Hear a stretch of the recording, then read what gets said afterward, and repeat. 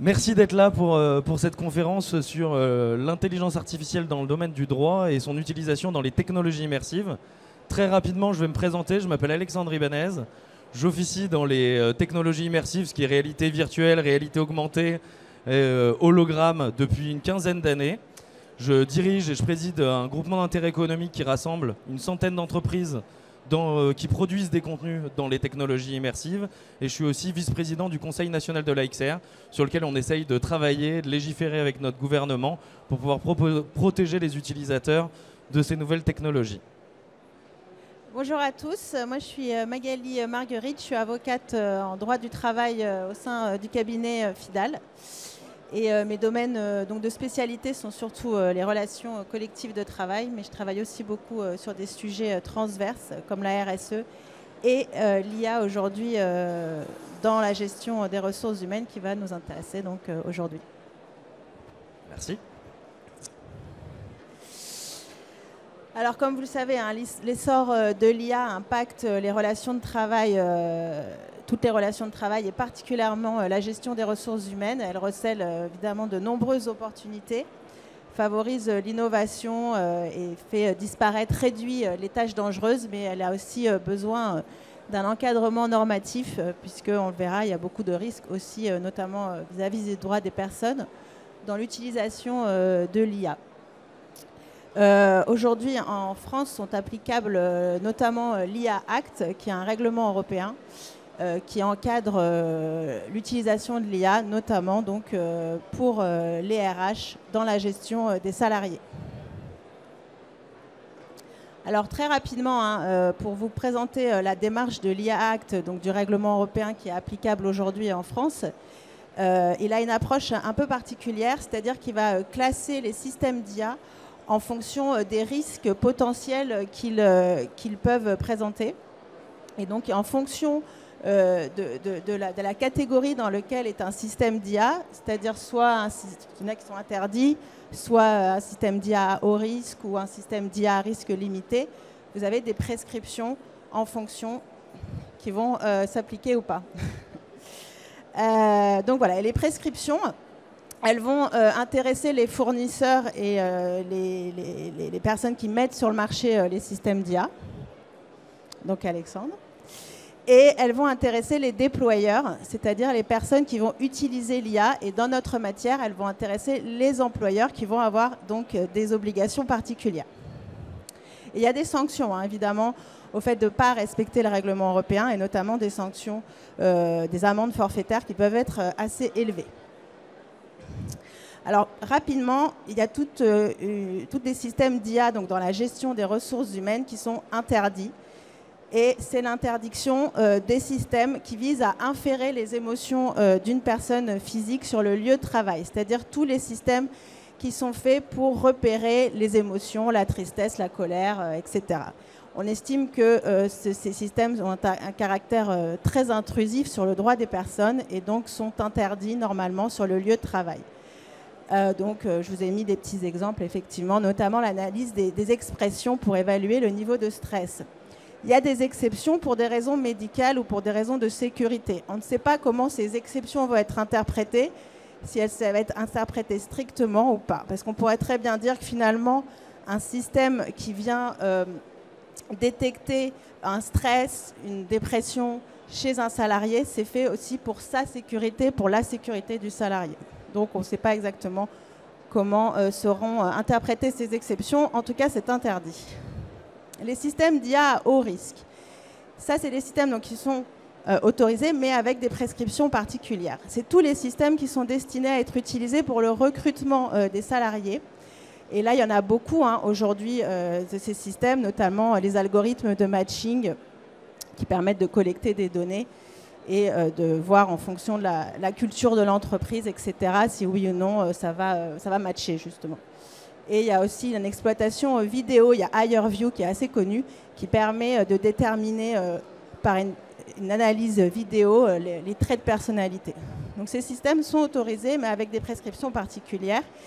Et c'est aussi tous les systèmes qui sont destinés à être utilisés pour prendre des décisions qui influent sur les conditions de travail, les promotions, les licenciements, on voit que c'est un champ d'application très large, puisque finalement, c'est tout le pouvoir de gestion de l'employeur qui est concerné. Et donc, c'est des systèmes qui permettent, par exemple, d'évaluer les compétences des salariés en temps réel, etc. Et alors, ces systèmes, on va passer vite, on ne va pas tous les lister, enfin, ils sont listés sur la présentation.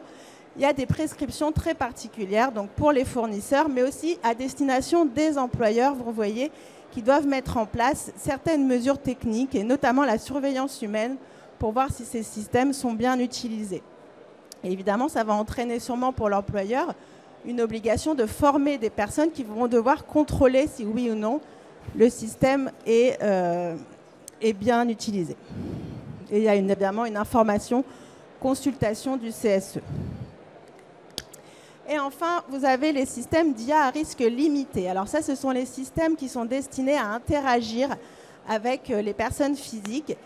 C'est notamment tout ce qui est chatbot, robots conversationnels qui vont prendre finalement qui vont prendre la place entre guillemets de l'assistant RH, ou tout ce qui est création de contenu RH. Donc tout ça, ce sont des systèmes à risque limité, et l'obligation de l'employeur, ça va être d'informer les salariés qu'ils interagissent avec une IA et pas avec une vraie personne. Et vous avez en fait tous les systèmes après autres, les systèmes d'IA libre, où il n'y a pas de prescription du règlement européen. On verra après qu'il y aura sûrement les prescriptions du droit du travail français. Et sur les systèmes d'IA libre, je laisse la parole à Alexandre. Effectivement, comme ça vous a été très bien dit, aujourd'hui l'intelligence artificielle, elle s'intègre dans tous les types de systèmes. Et nous, dans les technologies immersives, tout ce qui est réalité virtuelle, réalité augmentée, on est vraiment justement à la convergence de plein de technologies, dont l'intelligence artificielle.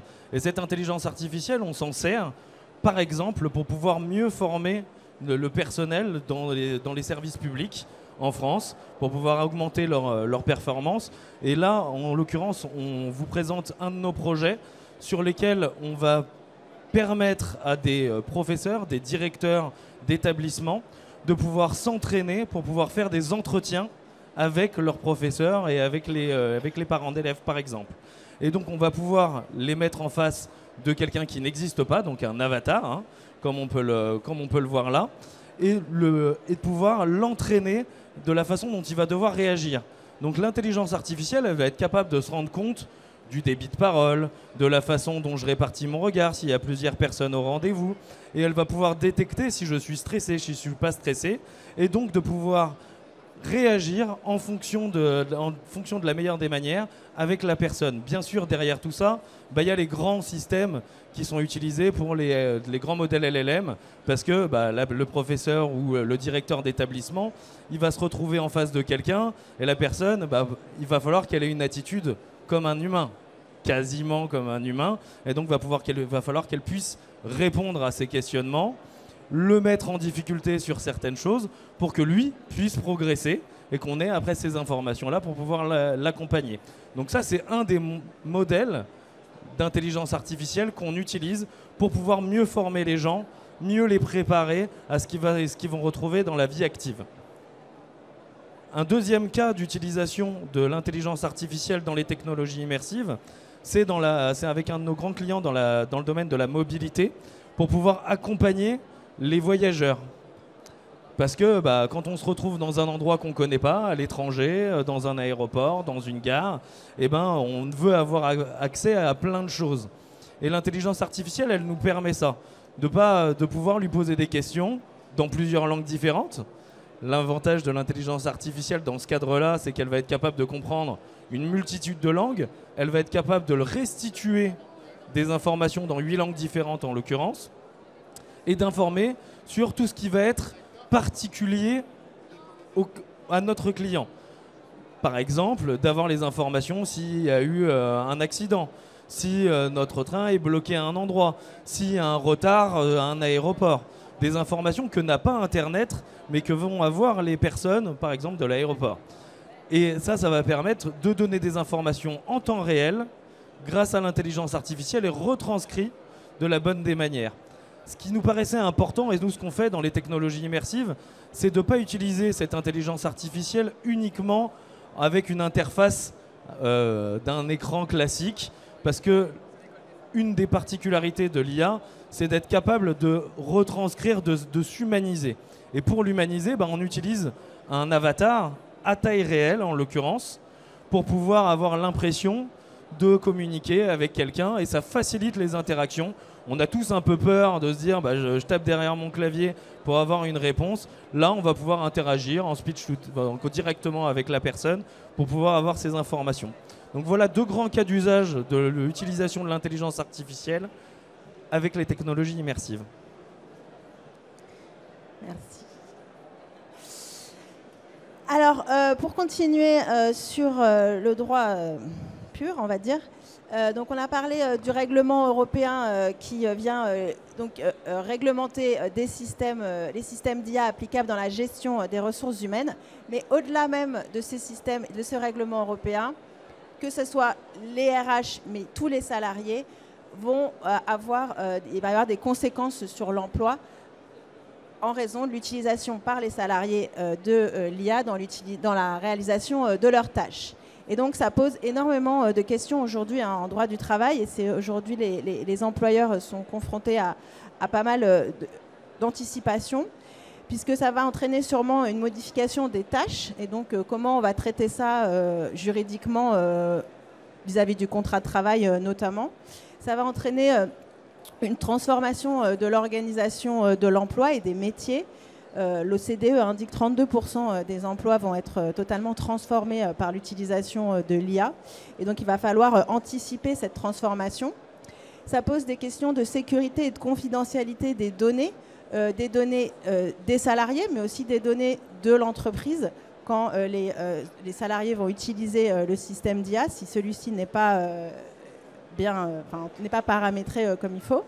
Et ça va poser des gros problèmes de santé et de sécurité, et notamment de risques psychosociaux pour les salariés, puisque déjà aujourd'hui, il y a une anxiété du salarié face à l'intrusion de l'IA dans l'entreprise et dans la réalisation de sa tâche. Donc déjà, il va falloir anticiper l'anxiété des salariés là-dessus, et sûrement que l'utilisation de l'IA peut aussi entraîner plus de contrôle, de surveillance en temps réel des salariés. Et voilà. Et en même temps, on peut aussi dire que l'IA peut aussi être utilisée pour être utile pour justement gérer le risque santé, puisqu'il y a des systèmes qui permettent de dire quand il faut faire une pause, d'ajuster la charge de travail en fonction de la productivité du salarié, etc. Et donc, ces différents risques doivent être traités. Aujourd'hui, en droit du travail, on a les outils pour traiter ces risques. Il va falloir déjà faire sûrement une charte d'utilisation, parce que ce qui est très nocif aujourd'hui dans l'entreprise, c'est d'avoir une utilisation sauvage de l'IA. Donc il va falloir effectivement sûrement faire des chartes, notamment en associant vos représentants du personnel, informer, consulter les CSE, peut-être faire des avenants au contrat. S'il y a un impact malheureusement sur les effectifs, pensez à les réduire, enfin en tout cas à essayer ou d'éviter ça par le reclassement. Tout ce qui est gestion prévisionnelle des emplois et des compétences, anticiper la transformation et donc notamment former les salariés dans leurs nouveaux outils. Faire de la prévention évidemment au niveau santé-sécurité, notamment en revoyant tout ce qui est DURP, document UNISC d'évaluation des risques, utilisation du RGPD pour les données, etc. En fait, les outils aujourd'hui en droit du travail, ils existent et il faut absolument les mobiliser, notamment par le dialogue social, pour éviter de se retrouver confronté à une réalisation du risque, malheureusement. Moi, j'ai fini. Voilà. Je ne sais pas si vous avez des questions. Oui. Merci. Vous évoquiez le RGPD tout à l'heure, et dans l'utilisation des salariés, l'utilisation de l'IA et les problèmes de sécurité que ça pouvait engendrer pour ses propres données, mais pour les données de l'établissement ou de l'entreprise. Et j'ai entendu dire que quasi 100% des acteurs majeurs de l'IA générative, en tout cas de ChatGPT à Copilot, en passant par Gemini et compagnie, étaient en dehors des clous vis-à-vis du RGPD français et voire de l'IA Act européen. Donc, je ne sais pas si vous... Alors l'IA Act, bon, il entre en vigueur, là, les premières dispositions entrent en vigueur en février, en tout cas pour mon domaine, tout ce qui est droit du travail. Donc il n'est pas encore entré en vigueur, il rentre en vigueur pour les premières dispositions le 2 février. Et le RGPD, bah, vous avez raison. Que puis-je vous dire? Effectivement, c'est très compliqué aussi pour une entreprise de mettre en place souvent toutes les obligations du RGPD, et notamment la transmission des données, etc. Mais ça va poser des réelles questions parce que là, au-delà de la donnée personnelle du salarié, ça peut entraîner une fuite des données de l'entreprise même. Donc, voilà. Je crois que c'est des sujets sur lesquels tu travailles. Peut-être du coup donner la vision côté entreprise qui est effectivement, comme tous ces grands modèles, large language models sont interconnectés à Internet, ça pose une problématique sur la gestion de la RGPD, mais aussi et surtout ce qui intéresse fortement les grands donneurs d'ordre, c'est sur leurs données de l'entreprise.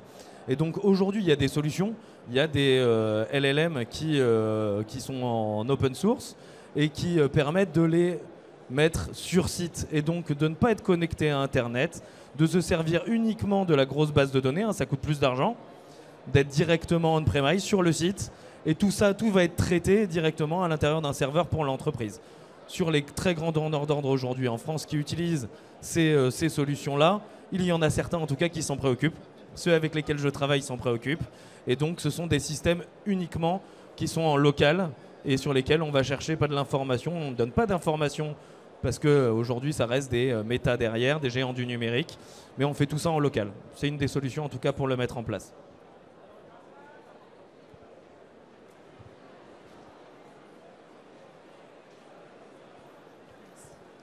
J'avais une question sur les pratiques prohibées dans l'IA Act. Vous parliez de tout ce qui était inférence autour des émotions. Et par ailleurs, après, vous nous parliez de cette espèce de chatbot conversationnel qui permettrait de faire de la formation autour d'entretiens. Et vous avez parlé de fait qu'il reconnaîtrait les émotions telles que le stress, etc. Comment est-ce qu'on réconcilie ces deux éléments? Parce que du coup, c'est-à-dire qu'il faut que le modèle d'apprentissage, enfin le module d'apprentissage en fait efface les données, ne les utilise pas. Comment est-ce que vous réconciliez ça? Alors juridiquement, l'IA Act, c'est juste sur le lieu de travail. Donc là, on est un peu... Non, mais c'est dans la réalisation de la tâche, à notre sens. Alors après, ça dépend aussi de l'objet de la formation et du but de la formation. Donc tout va dépendre effectivement de comment... quel est l'objet de la formation? Est-ce que si c'est de la formation sur la prise de parole en public, etc., forcément, il faut que ça voilà. Mais là encore, on n'est pas sur la réalisation de la tâche. On est sur une formation, donc je pense que ça sera traité très différemment. Merci beaucoup, mais en tout cas, c'est un vrai gros sujet. Nous, ce qui nous a été demandé, puisqu'en plus c'est un service public, hein, ça a été de mettre en place, du coup, effectivement, que ces informations-là, elles vont servir à gérer, à adapter la façon dont va se comporter l'avatar. C'est pas pour avoir un retour statistique, avoir des datas sur l'utilisateur en tant que tel, c'est pour pouvoir permettre à l'avatar de se comporter d'une façon différente en fonction du ton que je veux utiliser, en fonction de tout un tas de paramètres que je vais pouvoir détecter. Mais on ne collecte pas cette data-là, elle n'est pas nominative, et surtout, effectivement, elle sert uniquement à gérer l'attitude de l'avatar.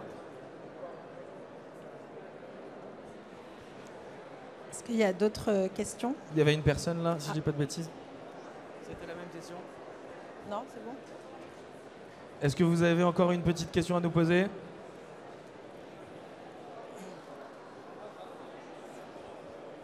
Oui, j'avais une question au sujet de la charte que vous préconisiez, de la charte que vous préconisiez tout à l'heure, de la charte d'utilisation. Quand on sait effectivement qu'il y a le Shadow AI aussi qui existe et des pratiques un peu sauvages, donc aussi bien du côté salarié que du côté employeur. Mais est-ce qu'un accord d'entreprise, ce ne serait pas plus coercitif qu'une simple charte d'utilisation? Est-ce qu'on peut signer un accord d'entreprise avec les IRP et toutes les parties prenantes sur cette utilisation de l'IA? Bien sûr, vous pouvez effectivement conclure un accord collectif. Après, c'est plus engageant, effectivement, un accord collectif. Souvent, les employeurs, quelquefois, sont un peu réticents à s'engager là-dedans. Donc c'est pour ça que déjà, on commence par la charte. Après, on peut faire un accord. La question, en fait, l'accord, souvent, il vient effectivement donner des engagements de l'employeur et aussi certains devoirs quelquefois aux salariés. Et finalement, est-ce que c'est un sujet d'accord au sens où on va donner ou enlever quelque chose aux salariés?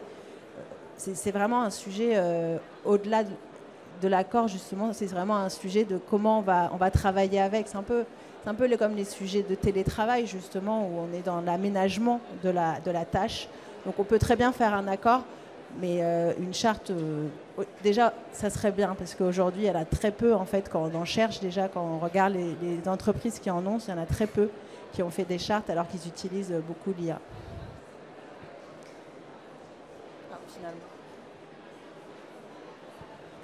Bonjour. Alors, je ne sais pas si On est en rouge. je sais pas si c'est le sujet, mais je vais quand même poser la question. Imaginons qu'on intègre une IA dans une entreprise et que l'IA raconte n'importe quoi ou que ça ait des impacts importants pour l'entreprise. Qui est responsable? Est-ce que c'est l'entreprise? Est-ce que c'est le développeur? Est-ce qu'on a quelque chose d'un peu plus précis là-dessus maintenant? Tout dépend effectivement de, normalement, dans les prescriptions, notamment de l'IA Act, il y a une surveillance qui doit être faite. Et quand on voit qu'il y a un biais, notamment des biais discriminatoires ou quoi, l'employeur doit absolument réagir. Ce qu'a fait Amazon, parce qu'Amazon avait utilisé un système d'IA pour son recrutement et ils se sont rendus compte très rapidement qu'ils écartaient en fait toutes les candidatures féminines. Donc ils ont tout de suite réagi en retirant l'IA. Je crois que notre... Exactement, c'était la dernière question. Merci à tous. Vous pouvez revenir nous voir et nous poser d'autres questions sur le stand T85. Merci. Merci.